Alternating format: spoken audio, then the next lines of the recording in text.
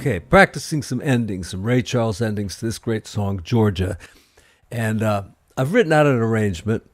I'm going to go through the arrangement and kind of explain a few things and give you some ideas of what you can do with the arrangement. Because to me, an arrangement like this is only a sketch. It gives me and I mean, it sounds fine just to play it as written, more or less, but there's so much that you can kind of add to it and play around with it. So that's what I want to focus on today. And of course, Ray Charles has probably the most well-known version of this. I also listen to Ella Fitzgerald, who has several nice recordings of that. And my personal favorite, and the way I learned the song years ago, was Willie Nelson on his Stardust album. A really great version there, I think, with who's that, Booker T on the organ there and producing. So let's go through the chart.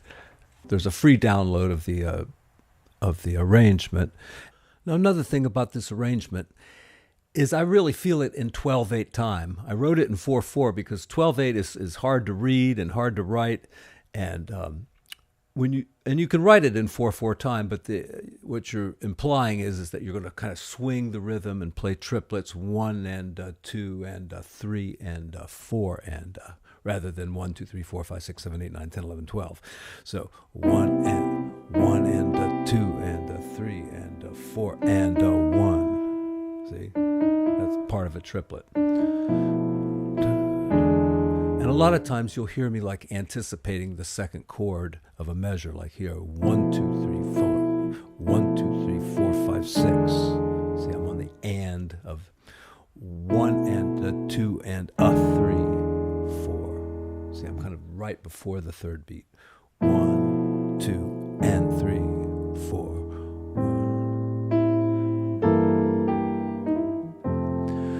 So that's not the only way to feel it. You could play it in a straighter manner, but that's the way I have been approaching it.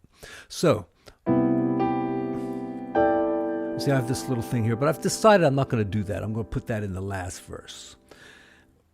And here I'm just going to go. I'm either going to improvise a riff, or I'm going to play something real simple, and I think that's best.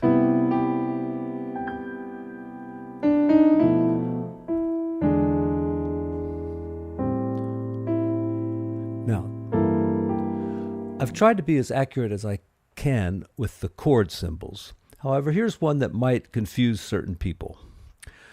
It's a C dominant seventh because we're going to F.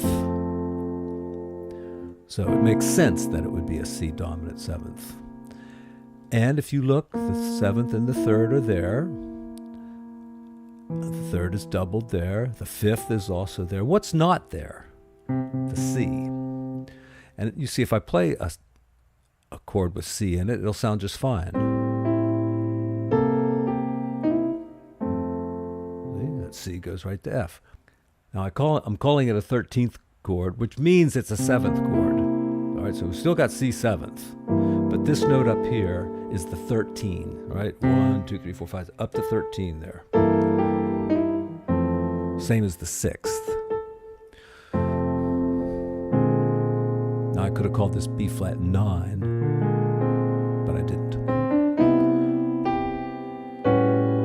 And this one is A9. I've got the 9 up there on top. And it also has the 13 in it, but you don't necessarily have to include that in the chord symbol because, you could play it different ways. You could go and play a flat 13. And that's one of the ways you can play around with this arrangement. You can change some of the chords.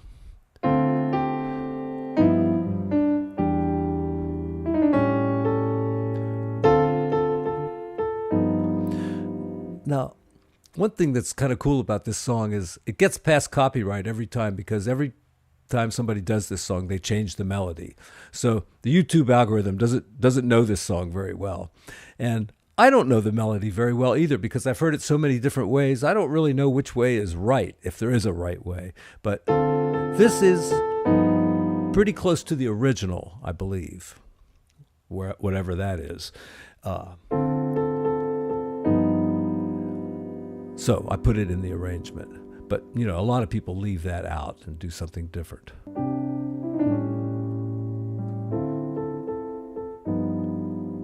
Yeah, if it's a vocal version, there's usually no vocal there.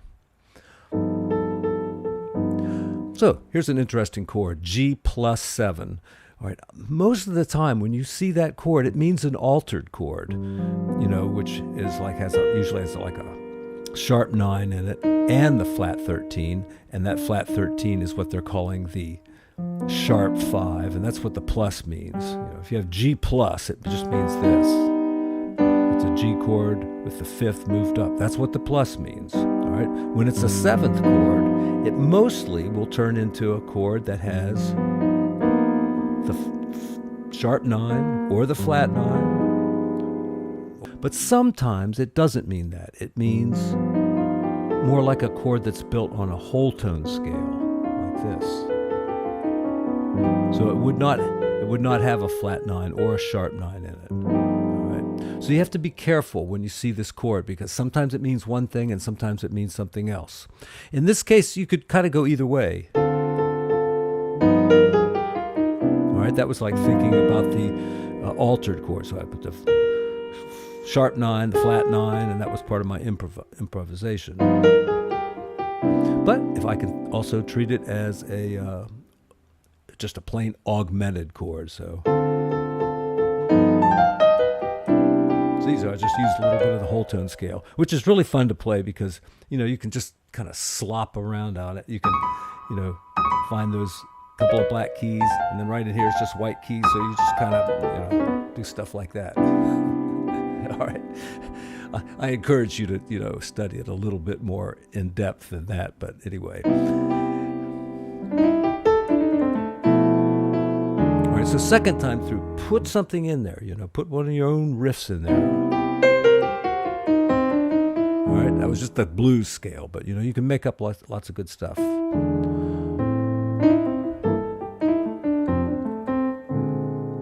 I also got to say, there's a million different chord changes to this song. It doesn't always do that. What Ray Charles does is he goes like that.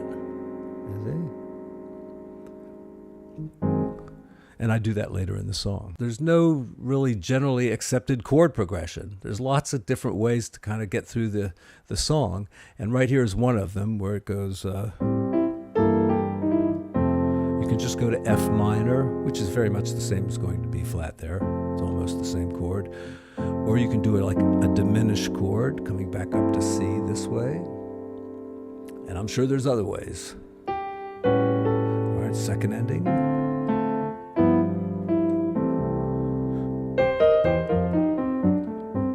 Now, you can just put anything you want in there. I'm going for a little Ray Charles thing, so I'm using some fourths like that. That's one of his little trademark ideas. But you could do anything.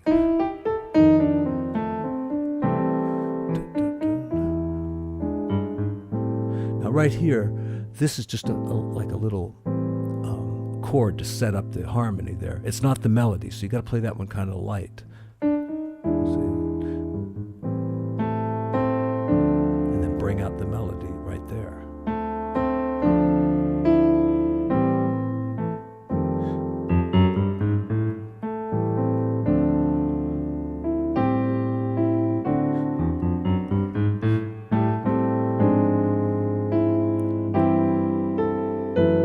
Now right here, I would go for a bigger chord. I wrote it smaller. I don't think I'm going to change it. You can just do that. You can add keep that note down if you want. But, a bigger chord, if you can reach it, because it's over an octave there.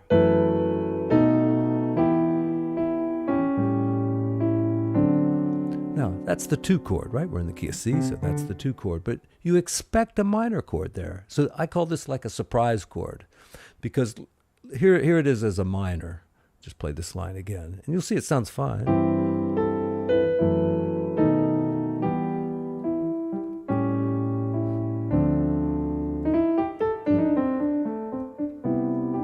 But when you play it as a dominant,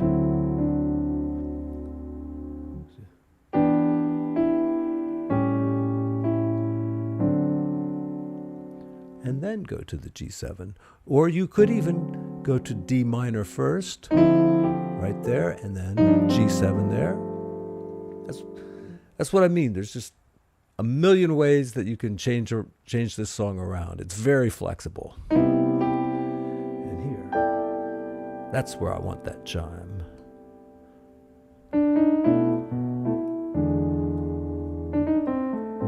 That's a good place also to put a little blues in there. And you can kind of bend those notes. See, I kind of bent that one. That's the Ray Charles chord. He does that in the very first verse, and that reminds me I need to do the introduction to this song. So that's why I edit these videos, so I can put things in the right order for you.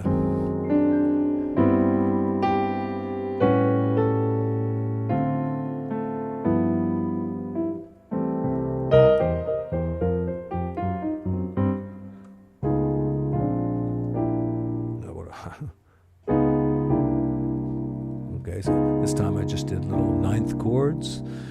You can make them bigger like this. You could make one like that and one smaller, or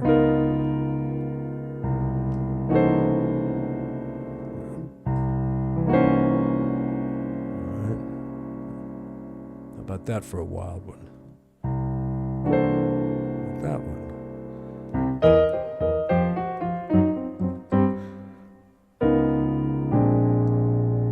Fake out.